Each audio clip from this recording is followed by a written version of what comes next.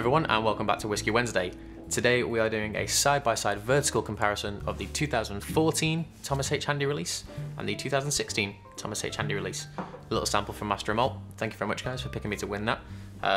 Didn't think I'd actually get to try any of last year's bottlings at all. You all kind of know the backstory of Tom H. Handy, who he was. He ended up owning the Sazerac Coffee House. He met with Antoine Poichard Jr. They developed different recipes for the Sazerac cocktail, one using brandy, one using rye, which is why if you ever go into any good bar today and they ask you for a Sazerac, they'll ask you if you want cognac or rye in it, because of these two gentlemen. It is the Sazerac rye, still same age, 6 years old, but it is just uncut and unfiltered. So the 2014 bottling is 64.6% alcohol, and the 2016 bottling is 63.1% alcohol. So there's kind of no messing about with these. Do side-by-side smelling, side-by-side tasting, and then we'll do a score for both of them at the end. So let's just get to it. So we'll do the 2014 first. It's initially very sweet, as you'd expect. Rye is what we call a flavour grain in the bourbon industry, so you get kind of like black pepper, kind of really dark, thick treacle, brown sugar, molasses, brown butter. There's just kind of really rich, decadent, kind of southern style sweets and foods. Possibly one of my most pretentious tasting notes ever. You know, when you cut into a bell pepper and you get that kind of squirt of water vapor coming up. Smells a little bit like that too. Yeah, quite sweet. There's a little bit kind of powdered sugar and almonds towards the end of that as well. 16.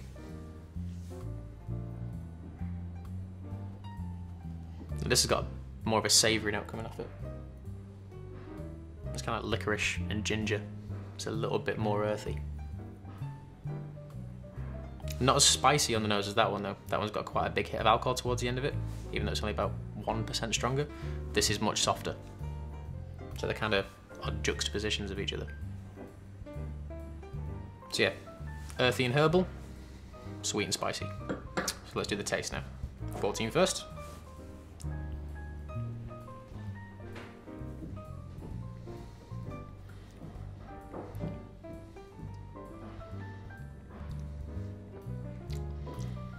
For something that's 64 point something%, it's very, very easy to drink again. It's a massive, like the biggest hit of oak and mint I've ever had in my entire life towards the back of that. It really does make its presence felt. But in terms of actually the mouthfeel and palate, it's soft, it's got layers, it's very, very complex. Following up with that kind of, the sweetness from what was on the nose is gone, and it tastes like this one smells. There's that kind of dry ginger, pickled ginger, slightly savoury licorice, and then like a nice little backdrop of kind of like cayenne pepper. Those kind of French influenced spices that New Orleans and Louisiana are quite famous for. That's lovely.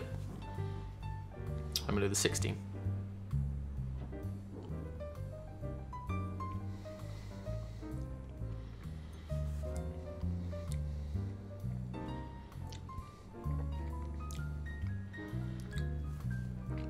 Much drier, much spicier.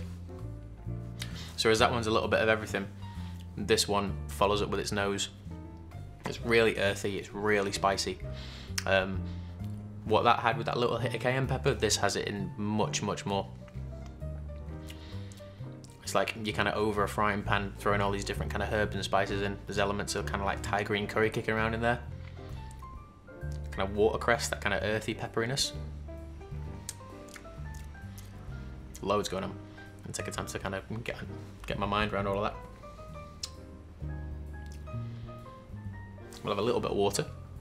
We'll retry both of them again, and we'll get some scores going.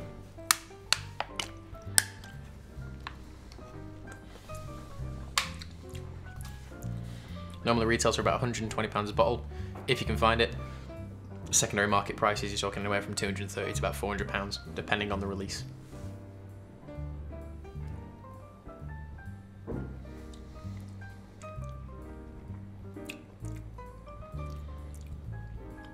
Same again, all the power, but it's subtle, it's given to you in layers. There's a little bit after a little bit after a little bit. And there's that warming cayenne pepper spice towards the end. The second taste brought out a little bit more vanilla, a bit more butterscotch from those virgin oak barrels. And then the 16 is a direct.